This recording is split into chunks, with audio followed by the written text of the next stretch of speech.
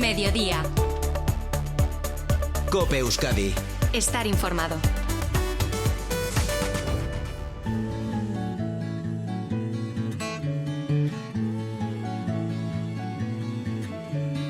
Una y 9 minutos de este lunes, un día más toca hablar de salud y aprovechando que hace 2 años que el virus entrara en nuestra vida, pues este 14 de marzo también vamos a aprovechar a hablar sobre enfermedades cardiovasculares, porque es el Día Europeo para la Prevención del Riesgo Cardiovascular. Para ello nos acercamos a la consulta de la doctora Lucía Nieto de Clínica Asunción para hablar de estas dolencias que suponen la mayor causa de mortalidad en España. Doctora, buenos días.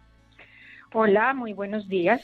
Pues Bueno, sí, como tú lo dices, es una causa muy importante de mortalidad, no solo en España, sino a nivel mundial. Hay factores de riesgo que son modificables, como la edad, que sabemos, como el sexo, los antecedentes familiares, que no lo son, vaya, pero hay otros que sí, que están en nuestras manos, doctora. Sí, mucho de lo que hacemos para sumar los factores de riesgo lo podemos hacer para restarlos. Si no restarlos, por lo menos contrarrestar los efectos nocivos que nos puede estar ocasionando un comportamiento, entre comillas, malsano. Malsano quiero decir con esto que nos genera la enfermedad.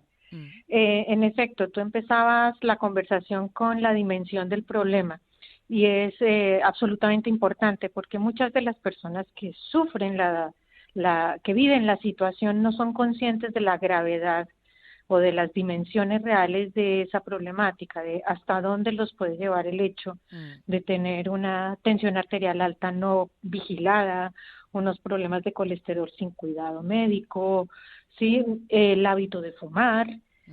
Todo esto nos puede conducir a el problema con la enfermedad cardiovascular es que son múltiples los factores y esos múltiples factores tienen un efecto multiplicativo sobre la salud de nuestras arterias, ¿sí? ¿Qué pasa con nuestras arterias? Que se nos van taponando en la medida en que no tenemos cuidado con nuestra alimentación, con la ganancia de peso, y muchas veces el diagnóstico de la situación se hace ante la inminencia del riesgo de muerte con un infarto agudo de miocardio o con un accidente cerebrovascular, sabiendo que antes, si actuamos oportunamente, podemos controlarlo. Doctora, la prevención debe comenzar mucho antes de que aparezcan los primeros problemas, ¿no? Como indica. Sí, muchísimo antes. La Organización Mundial de la Salud ha sido consciente de no solamente del costo que esto implica en términos de años de vida saludables y de mortalidad para la humanidad, sino también de la carga a nivel de los sistemas sanitarios. Y te digo esto de que ha sido consciente porque desde hace muchos años se viene trabajando, ¿sí?, el tema de la mejora de las intervenciones con un impacto social más amplio para una vida saludable. Ahora nos encontramos con las rutas para las bicicletas y nos parece normal. Ahora nos encontramos con las personas que todas las mañanas salen o a hacer su caminata de más de media hora y nos parece normal. Pero hace unos años eso era absolutamente imposible, pero en la medida en que la Organización Mundial de la Salud ha ido introduciendo todos estos conceptos, sobre todo en los gobiernos y en quienes toman las decisiones, se han ido implementando muchas medidas que nos conducen a tener una vida más saludable. ¿Sí? Ahora, hablando de años, hemos cumplido 2 años del primer encierro, de que escucháramos por primera vez la palabra COVID, que con usted misma hemos visto, hemos analizado. ¿Los factores de riesgo han aumentado en estos últimos 2 años o las enfermedades cardiovasculares, doctora? Bueno, hay un elemento que es absolutamente trascendental y que nos está impactando de una manera importante, el sedentarismo. El hecho de habernos, entre comillas, obligado, y quiero que me entiendan porque igual era necesario hacerlo, ¿sí?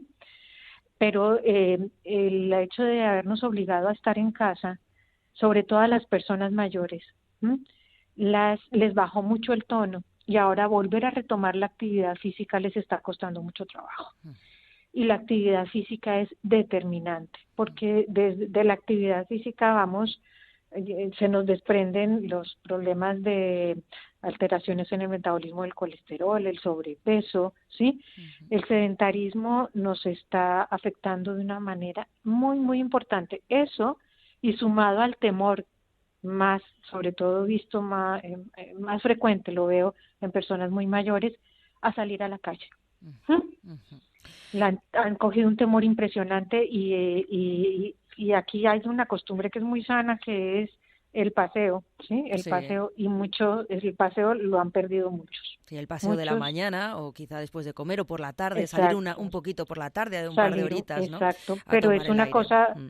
que culturalmente está establecida, que está definida, o sea, y ahora a la gente le cuesta mucho trabajo retomar esa actividad, ¿no? Doctora, ¿notáis que puede ser también que quizá no detectemos a tiempo muchas enfermedades cardiológicas, cardiovasculares, porque son silenciosas y no nos damos cuenta? Sí, esto que tú dices es importantísimo también. Te decía que los factores son múltiples y multiplicativos, y hay muchas cosas que sí se pueden detectar en una consulta médica habitual.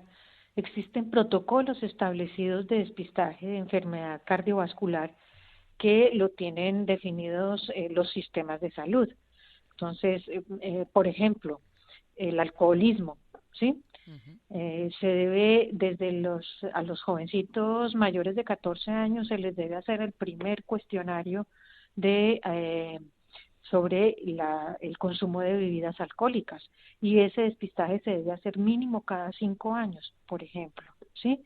Lo mismo con los problemas de colesterol o de hipertensión arterial. En la consulta médica habitual se debe hacer la toma de la tensión arterial, el control de peso del individuo, la talla, el índice de masa corporal que nos orienta si existe o no un sobrepeso, ¿sí? Y la medición de colesterol, sobre todo el colesterol de baja densidad, que es el malo que llamamos, que se define que en personas con algún tipo de riesgo se debe establecer por lo menos una medición cada 2 años, Ujú. ¿m? Y luego hacer un seguimiento mucho más puntual para valorar en qué momento la persona requiere o no requiere del apoyo o de la ayuda de una medicación que nos conduzca a controlar más el factor de riesgo. Mm. Tenemos que controlar desde siempre, desde el inicio, porque es cierto que hay una parte muy pequeña de la población que consigue llegar a los 50 años sin prestar ningún factor de riesgo cardiovascular. Ujú. Pero pues claro, es que depende mucho de ti, o sea, el hábito del tabaquismo lo cogemos en la juventud, ¿sí? Ujú. Y es un factor de riesgo, como te digo, igual, si no más importante que la propia hipertensión arterial. Si el tabaquismo, el consumo de alcohol, entonces estas son todas situaciones que pueden ser absolutamente prevenibles. Hablábamos de las ciclorrutas, perdón, así se dice en Colombia, Videgorri aquí. Sí, de los videgorris, de andar en bicicleta, de caminar, sí. Exactamente.